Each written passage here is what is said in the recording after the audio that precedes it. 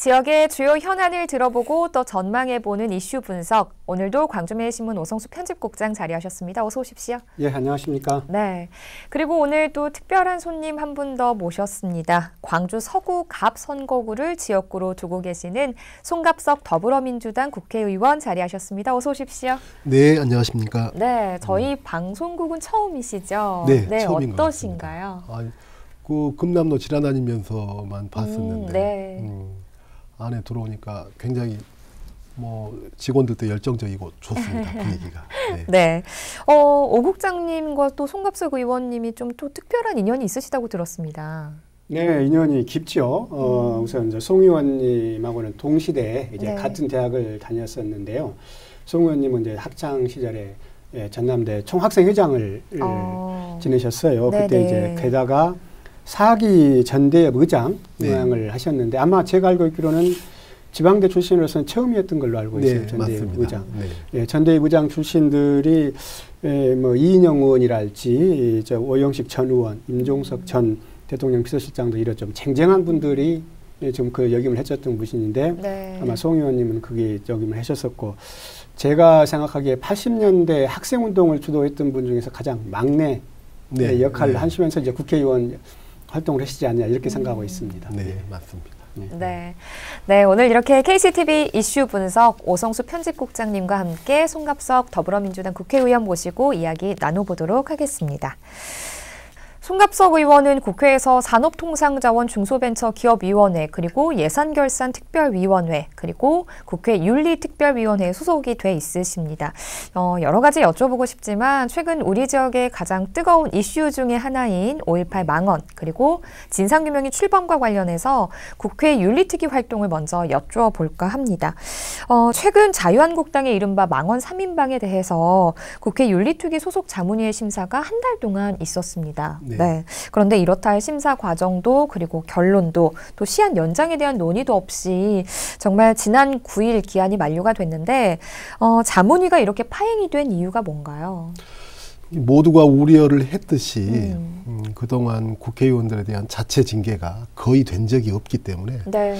과연 이번에도 가능하겠느냐라고 하는 우려를 많이 했습니다. 네네. 그럼에도 불구하고 이번에는 워낙에 그 파장이 컸기 때문에 네. 또 일만의 기대가 있었던 것도 네네. 사실인데요. 역시나 뭐 우리 특히 중동 쪽하고 축구할 때 침대 축구한다고 그러잖아요. 그냥 수비에 치중하면서 들어눕고 그래서 저희가 뭐 침대 정치한다 이제 이런 표현을 자유한국당에 쓰기도 하는데 역시 예상했던 대로 그동안 제대로 된 심의를 않고 있더니 거기에 대한 또 그 심의위원들이 자유한국당 측 3명이 사퇴를 해버렸습니다. 네. 그러다 보니까 전체 구성이 안 맞죠. 그래서 그 관련된 위원장이 한 달 더 연기를 그 윤리특별위원장한테 요청한 걸로 알고 있습니다. 네. 그래서 한 달 연기는 될 거고요.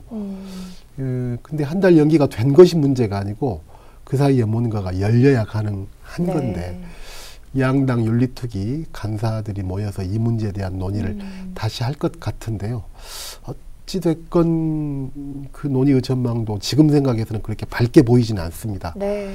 그래서 다시 한번 광주 시민들을 중심으로 해서 그런 문제에 대한 국회에 대한 압박 이것을 해야 될 시점이 아닌가라고 생각을 합니다. 네. 국장님 그런데 이번 국회 윤리특위에 대해서 시간 끌기란 말이 좀 많이 나오고 있거든요. 왜 이런 이야기가 나온 건가요? 송 의원님 말씀처럼요. 제가 처음에 보더라도 그때 좀 지역뿐만 아니라 전국적으로 그에 대한 비난 열기가 좀 고조됐을 때 좀 급하게 처리됐었으면 상당히 명분도 있고 탄력도 받았을 텐데 점점 지지부지 이제 처리가 지연이 되면서 이게 좀 많이 좀 그런 동력, 이제 처리에 대한 동력이 많이 좀 늦춰지고 있습니다. 더군다나 이제 한국당에서는 뭐 서용교랄지 손혜원 의원도 포함시키자 같이 이렇게 해서 물타기 이런 전략도 지금 같이 가미되고 있지 않습니까? 그래서 굉장히 더 복잡한 상황인데요. 저는 이 5.18 진상규명의 첫 걸음은 여기에서부터 시작이 돼야 된다. 저는 그렇게 생각을 하고 있고 이것을 위해서는 어떤 지역민의 다양한 여론, 국민들의 여론을 포함해서 우리 송 의원님이 적극적으로 좀 전달을 할 필요성이 있지 않느냐, 좀 해야 된다 이렇게 생각하고 있습니다. 예. 네.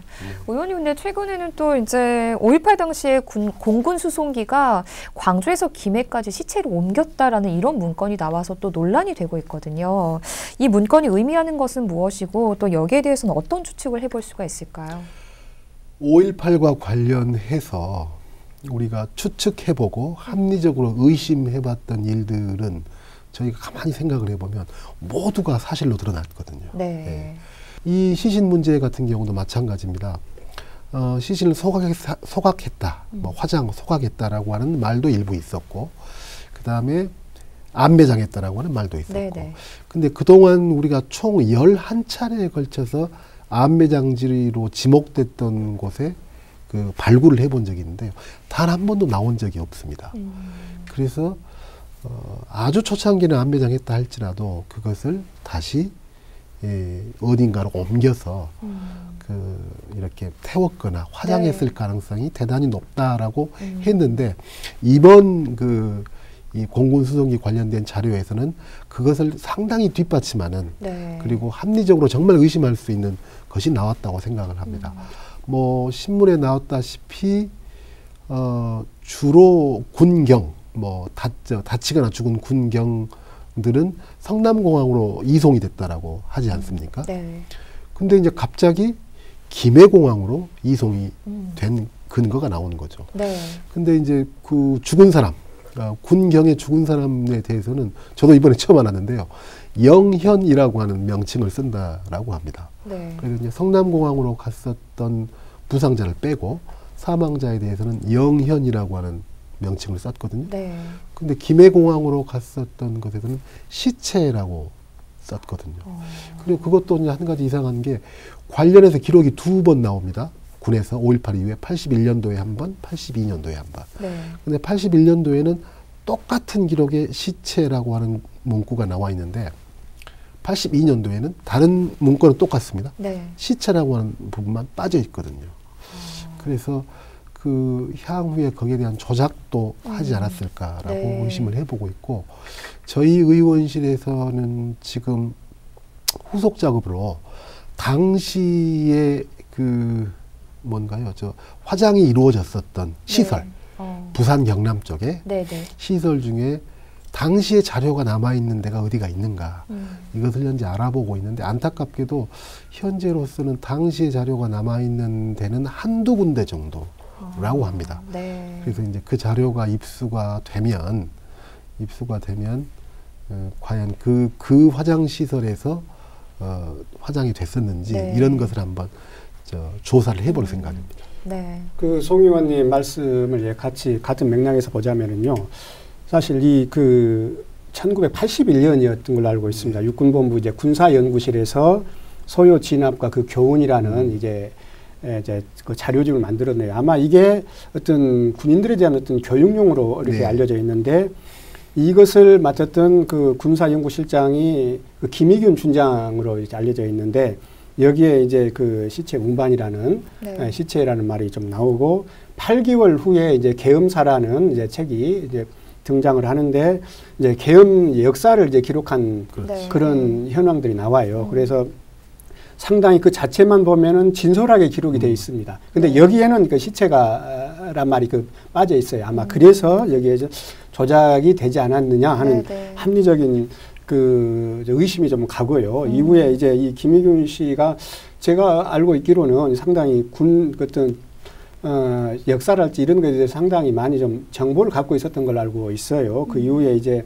몇 차례에 걸쳐서 이제 청문 과정이나 이런 것을 거쳐서 12.12.5.18 실록에 관한 그 편찬을 했을 때 위원장을 맡았잖아요. 그래서 저는 이 김희균 씨를 조사를 해보면 상당히 우리가 몰랐던 어떤 새로운 내용들이 많이 나오지 않을까 하는 생각이 드는데 건강상으로 상당히 조금 활동이 불편한 것으로 알고 있습니다만 송 의원님 말씀하신 것처럼 네. 새로운 내용들이 드러나고 있으니까 좋은 기회가 되지 않냐는 생각이 듭니다. 맞습니다. 네.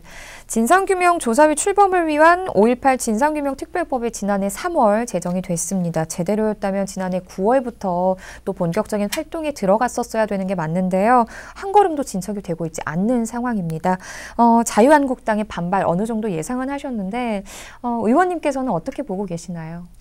제가 사실 국회에 들어간 게 작년 6월이었거든요. 네. 네, 그래서 국회에 들어가자마자 저희 당에서 첫 번째 했던 일이 저희 당의 진상조사위원들을 추천하는 그 TF팀의 간사 역할을 네. 했었거든요. 네네. 그러다 보니까 이제 다른 사람보다는 이 과정을 그래도 비교적 소상하게 알고 있는데요. 네. 좀 놀라운 것은 지난 3월 달에 자유한국당이 그 5.18 진상조사를 위한 특별법에 함께 해줬다는 거 하는 것이 놀라운 거죠. 그런데 이제 아니나 다를까 네. 걱정을 참 많이 했었는데 조사 추천위원도 최대한 늦췄고 네. 그 시기를 지나서 추천을 했고 추천된 사람들의 그동안 면면과 행적을 봤을 때 네. 이 사람들이 과연 5.18의 진실을 밝히는데 관심이 있는 사람들인지 네. 아니면 진실을 밝히려고 하는 것을 방해하려고 하는 목적을 가지고 온 사람인지 네. 누가 봐도 헷갈릴 수밖에 없는 이런 상황이었습니다. 그런데 이제 그분들이 몇 가지 진상조사위원이 될 수 있는데 결격사유가 있었습니다. 경력에 있어서. 그래서 이제 2명을 네. 대통령께서 임명을 하지 않고 네. 다시 자유한국당으로 반려를 했죠.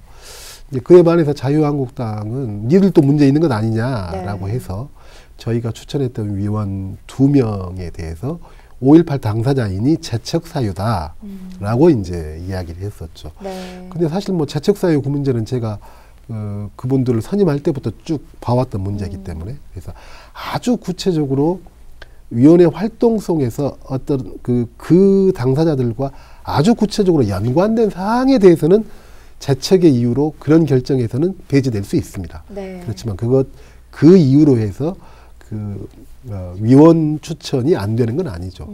근데 그럼에도 불구하고 저희로서는 출범을 시켜야 하지 않습니까?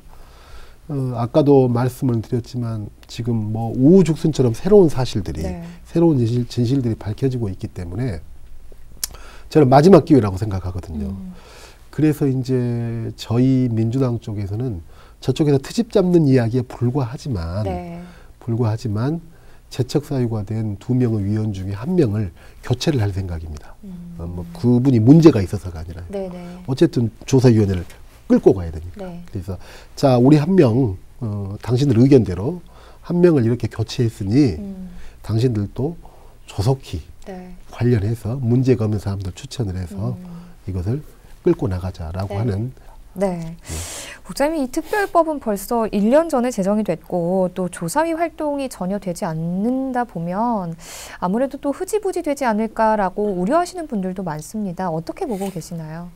우려가 현실화되고 있습니다. 실질적으로 이렇게 벌써 1년 전에 됐었잖아요. 네. 그리고 이 진상조사위원회는 이제 물론 구성된 날로부터 이제 2년간 활동을 하고 또 필요하다면 1년간 활동, 이제 3년 동안 활동하게 돼 있는데 네. 구성 자체부터가 이제 되지 않고 있는 상황이니까 상당히 많이 좀 지연되고 좀 우려스러운 그런 상황들이 돼 있는데요. 네. 이제 바로 이제 5.18 39주년이 되지 않습니까? 네. 이제 지역뿐만 아니라 전국적으로 이제 5.18에 대한 조명이 다시 받을 그런 시기가 와 있거든요. 네. 그래서 시기적으로 보면 적기가 지금이 어떻게 보면은 좀 탄력적으로 추진을 하고 뭔가를 성과를 내야 할 시기는 분명합니다. 그래서 이런 지역민들의 의견을 좀 더 잘 수렴을 하셔서 그 송 의원님 포함해서 지역 정치인들이 어차피 이것은 국회에서 좀 풀어야 되거든요. 네. 이건 지역에서는 한계가 있어요. 그러니까 조금 더 분발을 해 주셔야 되지 않냐 저는 그렇게 생각하고 있습니다. 네. 자, 이번에는 송갑석 의원의 지역구인 서구갑 이야기로 좀 넘어가 보도록 하겠습니다. 포털 사이트에서 송갑석 의원의 이름을 검색을 해보면 특별 교부세 확보 이야기가 상당합니다. 액수도 좀 적지 않은 액수였는데 저희가 이렇게 시청자 여러분들께 말씀드려도 되겠지만 의원님께서 직접 어느 정도 좀 예산을 확보하셨고 또 그 성과들에 대해서 말씀을 해주시죠. 네. 사실 제가 저희 당 국회의원으로는 광주에서 저 한 명이거든요. 그러다 보니까 제가 작년 선거 과정에서도 저희 지역구민들에게 양해를 구했던 내용이 다음 선거까지 네. 2년이 조금 못 되는 기간까지 제 지역구는 서구갑이 아니라 광주입니다. 그래서 광주 전체를 위해서 할 수밖에 없습니다라고 네. 말씀을 드렸었는데 이제 그럼에도 불구하고 저희 지역구에도 꼭 필요한 예산들이 있으니까 네. 그래서 이제 올 작년에 이어서 올 상반기에도 특교세를 확보를 했습니다. 그 교육 관련 특교세는 보통 좀 따내기가 쉽지가 않습니다. 네. 그리고 또 어떤 국회의원님들 같은 경우는 교육 관련 특교세가 있는지도 모르는 분들도 좀 네. 있고요. 예. 근데 지금 뭐 교육청 예산이라고 하는 것이 빠듯하죠. 인건비 주고 나면 고정비 비율이 워낙 높다 보니까. 네. 그래서 관련해서 저희 지역구에 뭐 초등학교 하나, 고등학교 2개, 노후한 시설들을 네. 바꾸고 해서 조금 더 학생들이 쾌적한 여건에서 활동할 수 있도록 예산을 만들었고요. 그 다음에 이제 행안부 관련된 예산은 치매 노인, 요즘 이제 노인 인구가 늘어나고 네. 또 치매가 계속 사회적으로 함께 돌봐야 될 내용이기 때문에 네. 그런 관련된 예산. 그 다음에 요즘은 또 안전이나 이런 것이 중요하지 않습니까? 네. 그래서 전체적으로 이제 밤길을 걸을 때 지역 주민들이 조금 더 밝은 네. 환경에서 그래서 교통사고의 문제도 있고 치안의 문제도 있고 네. 그래서 이제 노후된 가로등을 LED로 바꾸고 이런 쪽으로 우선 필요한 예산으로 해서 47억 5천만 원 정도를 이제 교부세로 가져왔는데요. 뭐 이제 이런 예산은 크든 적든지 간에 국회의원 입장에서는 조금 기분 좋은 예산입니다. 왜냐하면 이렇게 가외로 이렇게 가져오는 예산이거든요. 네. 그냥 정해져 있지 않았는데 예기치 않게 가져오는 네, 그런 네. 돈이다 보니까 그래서 이제 올 하반기에도 또 필요한 만큼 또 많이 확보를 좀 해야 될 거라고 생각합니다. 네. 저는 그 장면들 보면서 우리 문재인 정부에서 우리 광주 송 의원님은 광주에서 유일한 의원이다 보니까 네. 많이 신경을 써준 것 같아요. 사실 송 의원님에 대해서 기대 반 우려 반이 많이 컸었거든요. 국회의원이라는 게 아무리 여당 의원이지만 선수가 네. 굉장히 중요한 역할을 하는 상황인데 네. 우리 송 의원님 같은 경우에는 말이 초선이지 또 0.5선이죠? 어떻게 네. 보면 이제 그래서 네. 실질적으로 국회 활동이 극히 제한적일 수밖에 없는 상황이었고 그런데 이제 방금 말씀하신 것처럼 관련된 예산을 많이 좀 확보를 하셨던 걸로 알고 특히 그 수영대회 관련 예산 굉장히 수영대회가 7월에 열리는데 예산 확보가 네, 더디게 맞아요. 되는 바람에 네. 굉장히 준비에 애로를 많이 먹었는데 했었던 것 같고 무엇보다도 조금 좀 칭찬해주고 싶은 분야가 있다면 그 광주 식당 위원장 맡고 계시잖아요 지금. 네. 그 운영을 매우 합리적으로 그렇게 하고 있는 게 상당히 저는 좀 신선하게 받아들여졌습니다. 뭐 매주 세미나나 정책 토론회 이런 것들이 좀 정례화를 해서 어쨌든 정책 정당, 정책 시당이라는 이미지를 개선하는 데 많이 좀 도움이 주고 있고 다만 이제 조금 뭐 아쉽다라는 표현보다는 좀 한계일 수밖에 없는데 어떤 0점 초선이라는 것 네. 그리고 또 개인적으로 국회의원들은 상당히 백그라운드가 굉장한 분들이 많잖아요. 뭐 장관을 했던 분이랄지 네. 고위직을 했던 분이랄지 그런데 이제 그런 분들이 아무도 자산이 되는데 우리 송 의원님은 사실 중앙 정치 경험이 좀 부족했던 거 이런 것들은 좀 만회를 해서 좀 실력으로 보완되면은 아마 큰 장성하지 않을까 저는 그렇게 생각하고 있습니다. 열심히 하겠습니다. 네, 의원님께서는 최근에 군공항 이전 지원 법안을 네. 발의를 하셨습니다. 정말 네. 지역구인 서구민들에게는 반가운 소식이 아닐 수 없겠는데 이 법안이 군공항 이전에는 어떤 도움이 될까요? 일단 군공항 문제는 물론 군공항으로 인한 현재 가장 직접적인 피해는 소음 피해겠죠. 네. 그 소음 피해 지역은 광주로 봐서는 서구하고 광산구 정도가 소음 피해 지역입니다.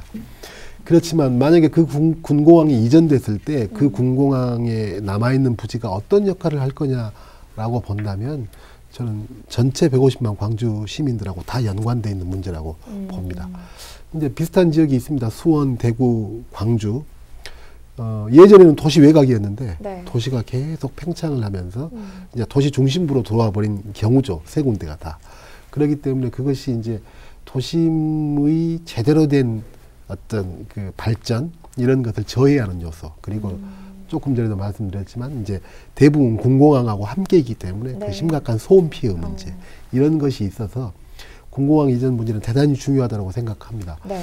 그 물꼬는 일단 작년에 광주시장님하고 전남지사께서 물꼬를 튼 것 같습니다. 네. 먼저 광주시장께서 조건 없이 민간공항 이전하겠다라고 말씀을 하셨고 거기에 화답해서 전남지사 같은 경우는 최대한 전남 쪽에 군공항까지 함께 할 수 있도록 노력을 하겠다 이렇게 네. 화답을 해 주셨죠.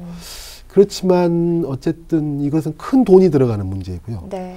그 다음에 또 옮겨지는 지역에서는 또 그러한 소음 피해나 이런 것이 발생할 수 있는 문제이기 때문에 네. 그런 문제가 여전히 남아있는 게 사실입니다. 그런데 이제 지금까지의 공항 이전에 관한 문제에 있어서는 그 비용을 거의 뭐 100% 지자체에서 책임져야 되는 이런 겁니다. 특히나 이번 같은 경우는 광주에서 옮겨가기 때문에 광주시에서 그 비용을 다 책임져야 되는 네. 이런 내용입니다. 그리고 이제 그것은 그 상대 그 옮겨가는 지역에 대한 지원에 대한 문제죠. 네. 네. 근데 그것을 지원에 그치지 않고 그쪽에서 활발하게 사업이 될 수 있도록 새로운 사업 내용도 하자라고 네. 들어간 겁니다. 네. 네. 그런다고 했을 경우는 그 사업에 대한 부분에서는 국비 지원도 가능하겠죠.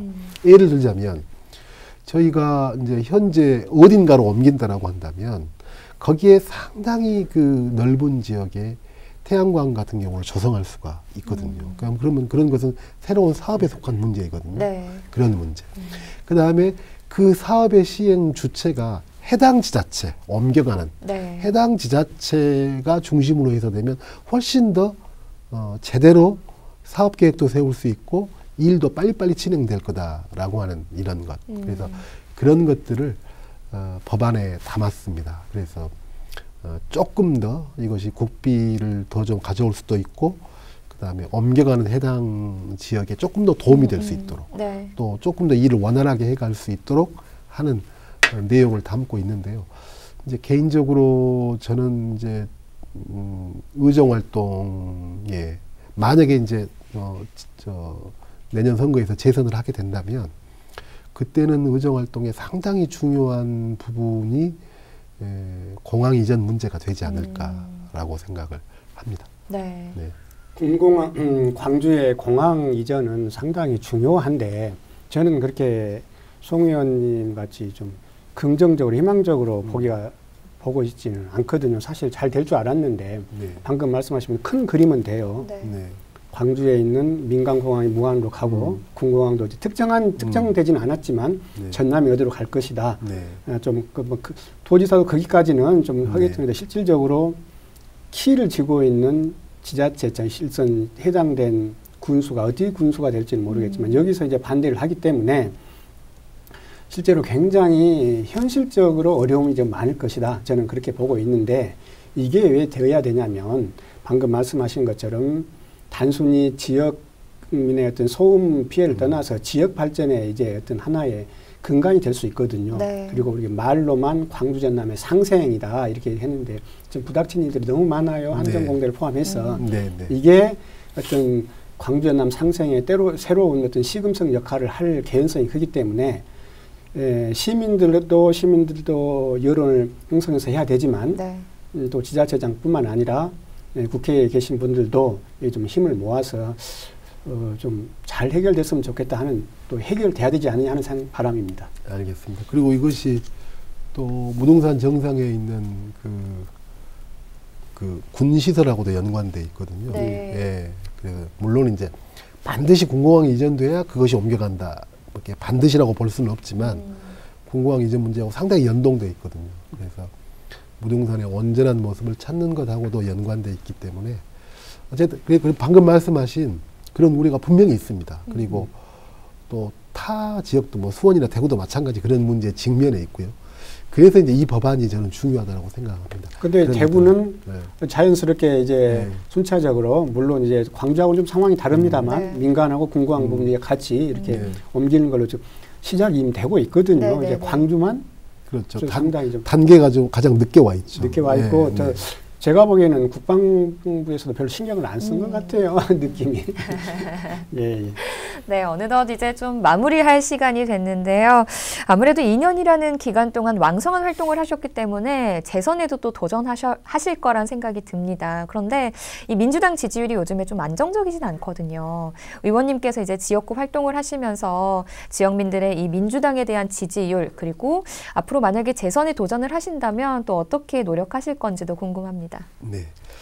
저는 대통령 지지율, 문재인 대통령의 지지율과 민주당 지지율이 상당히 연동돼 있죠. 네. 그래서 이제 초반에 비해서는 대통령, 저희 당에 대한 지지율이 많이 내려와 있는 것은 사실입니다. 그런데 저는 이제 어찌 보면 일견 자연스러운 과정이다라고 생각을 합니다. 네. 지금 이제 1년이 훨씬 넘었죠. 그 문재인 대통령이 임기를 시작한 지가 넘었기 때문에 아무래도 이제 초반에는 상당한 기대로 네. 이제 출발을 하다가 아무래도 이제 그런 기대들은 시간이 지나면서 조금은 식을 수밖에 없으니까요. 그래서 그렇게 해서 내려온 측면에 있어서는 크게 걱정하지는 않습니다. 네. 그렇지만 그럼에도 불구하고 여전히 그 서민들의 생활 이것에 대한 어려움은 네. 있는 것 같습니다.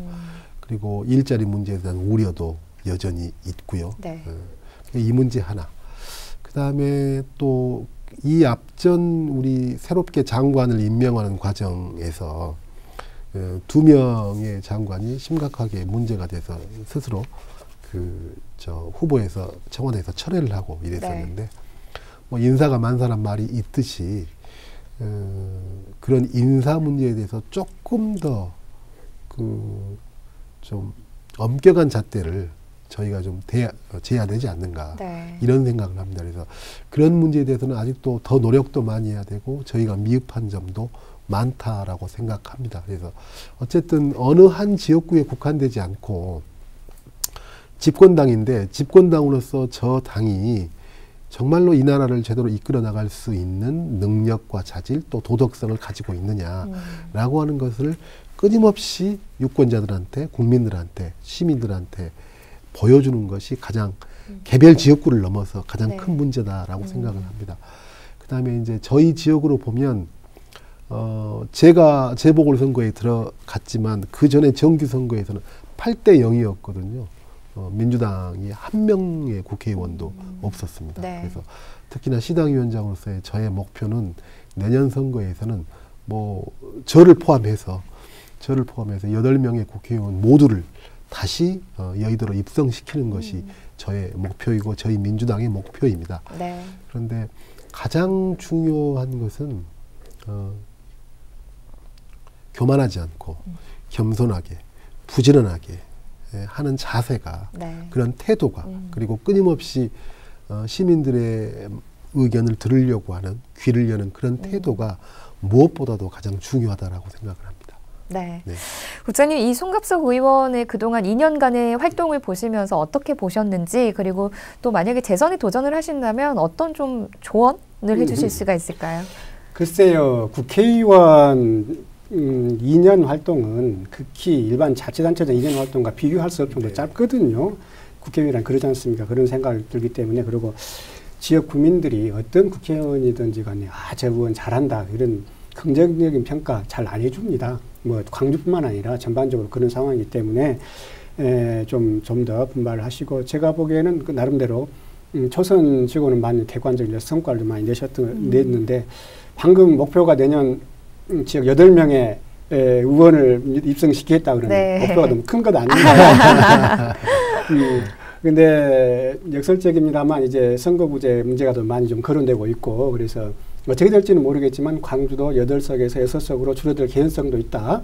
그런 말들이 많이 나오고 있잖아요. 네. 그래서 이제 그건 시기 가야 되지만, 자관 분명한 것은 가면 갈수록 현재 민주당의 지지율은 좀 하락할 것이고, 지역민들도 같이 비슷한 견해를 가질 수밖에 없다. 그래서 송 의원님을 포함해서 모든 국회의원들이 그러겠지만 조금 더 분발을 하고 지역민들께 좀 더 가까이 가서 그 사람들한테 좀 불만족한 부분들을 좀 메워주고 좀 더 만족도를 높이는 그런 것들을 좀 해야 되지 않느냐 생각이 들고요. 배전의 노력이 필요하다. 저는 그렇게 보고 있습니다. 알겠습니다. 네. 의원님 이제 마지막으로 광주 시민들 그리고 지역구인 서구민 여러분들께 한 말씀 해주시죠. 네. 내년이면 광주 민주화운동 40주년입니다. 진실은 모욕받으면서 자기 진실을 드러낸다라고 했는데 아무리 그렇지만 그 진실을 향하는 과정이 참으로 지난하고 고통스러운 것 같습니다. 올 한 해 서민들의 생활을 조금 더 낫게 만들고 여러 가지 활동을 하겠지만 5.18의 진실을 정확하게 밝혀내는 일에 더욱더 힘쓰고 노력하겠습니다. 고맙습니다.